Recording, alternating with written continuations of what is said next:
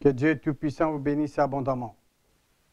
Aujourd'hui, nous allons répondre aux compatriotes qui nous ont écrit pour suggérer que PPVN devrait adresser ses enseignements seulement aux chrétiens congolais.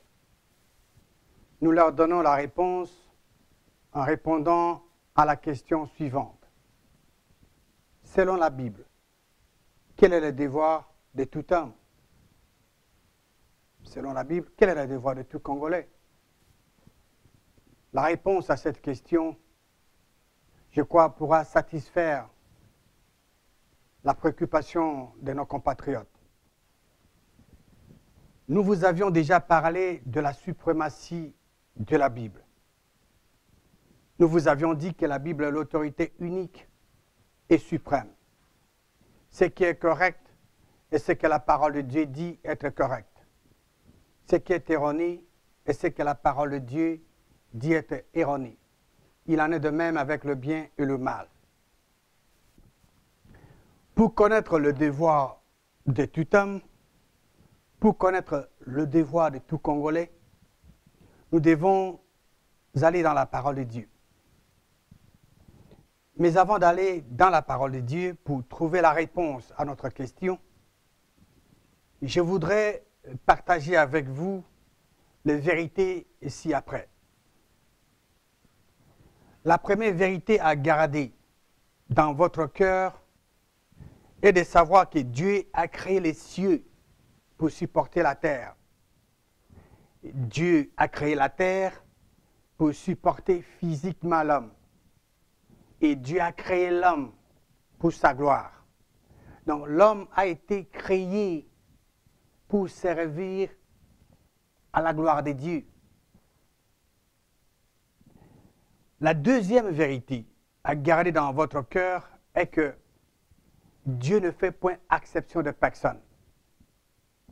Dieu ne fait point de favoritisme. Dieu n'a pas de préférence. Nous allons dans le livre des Actes, au chapitre 10, et nous allons lire les versets 34 et 35. Alors Pierre, ouvrant la bouche, dit, « En vérité, je reconnais que Dieu ne fait point exception de personne, mais qu'en toute nation, celui qui craint et qui pratique la justice lui est agréable. » La parole de Dieu dit, c'est lui qui craint.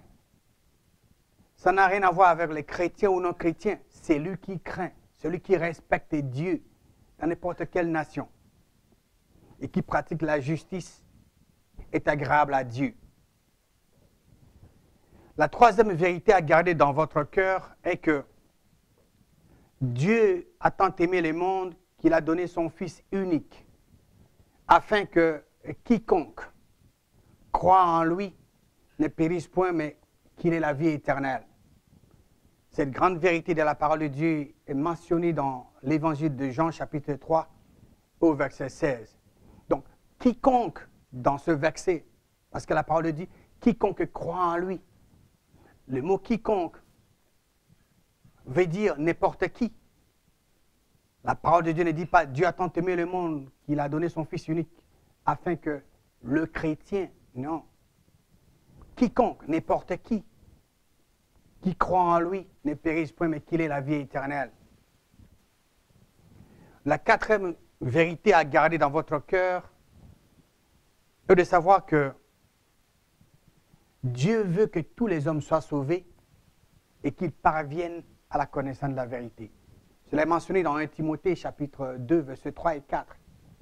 Il est écrit, « Cela est bon et agréable devant Dieu, notre Sauveur, qui veut que tous les hommes sans exception, soient sauvés et qu'ils parviennent à la connaissance de la vérité. » Les Congolais et les Congolaises font partie de tous les hommes que Dieu veut qu'ils soient sauvés et qu'ils parviennent à la connaissance de la vérité. Dieu ne veut pas seulement que les gens soient sauvés. Beaucoup de gens s'arrêtent là. Non, Dieu veut que tous les hommes, sans exception, soient sauvés et qu'ils parviennent à la connaissance de la vérité. Et enfin, la cinquième vérité à garder dans votre cœur est que Dieu ne veut pas que le méchant meure. mais il veut qu'ils changent de conduite et qu'ils vivent. Dans le livre d'Ézéchiel, chapitre 18 et au verset 23, la parole de Dieu dit ceci. « Ce que je désire, est-ce que le méchant meurt, dit le Seigneur l'Éternel. N'est-ce pas qu'il change de conduite et qu'il vive ?» Ézéchiel chapitre 33, verset 11. « Dis-leur, je suis vivant, dit le Seigneur l'Éternel. Ce que je désire, ce n'est pas que le méchant meure, c'est qu'il change de conduite et qu'il vive. Revenez de votre mauvaise voie, et pourquoi mourriez-vous, maison d'Israël? » Donc, nous voyons ici la volonté de Dieu pour tous les hommes, qu'ils soient sauvés, qu'ils parviennent à la connaissance de la vérité. Dieu a tant aimé le monde qu'il a donné son Fils unique, Jésus-Christ, afin que quiconque croit en lui ne périsse point, mais qu'il ait la vie éternelle. Dieu ne désire pas que le méchant meure, il veut qu'il change de conduite et qu'il vive.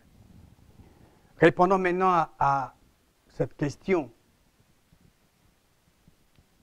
Selon la Bible, quel est le devoir de tout homme? Quel est le devoir de tout Congolais? Nous allons dans Ecclésiaste, chapitre 12 et au verset 13. La parole de Dieu nous dit ceci. Écoutons la fin du discours. Crains Dieu et observe ses commandements. Cela, c'est ce que doit faire tout homme. Le mot craint ici, il est dit, écoutons la fin du discours, crains Dieu. Le mot craint ici, c'est le mot respecter. Donc, le verbe est craindre, c'est le verbe respecter. Donc, respecter Dieu et observer ses commandements. Cela, ce que doit faire tout homme. La parole de Dieu dit, cela, c'est ce que doit faire tout homme. Pas seulement chrétien. Chrétien ou non chrétien, tout homme. Est-ce que les Congolais et les Congolaises de la République démocratique du Congo sont concernés par ce mot tout homme? Oui. La réponse est vraiment simple. Tout homme se rapporte à tous les autres Congolais, Congolais et Congolaises.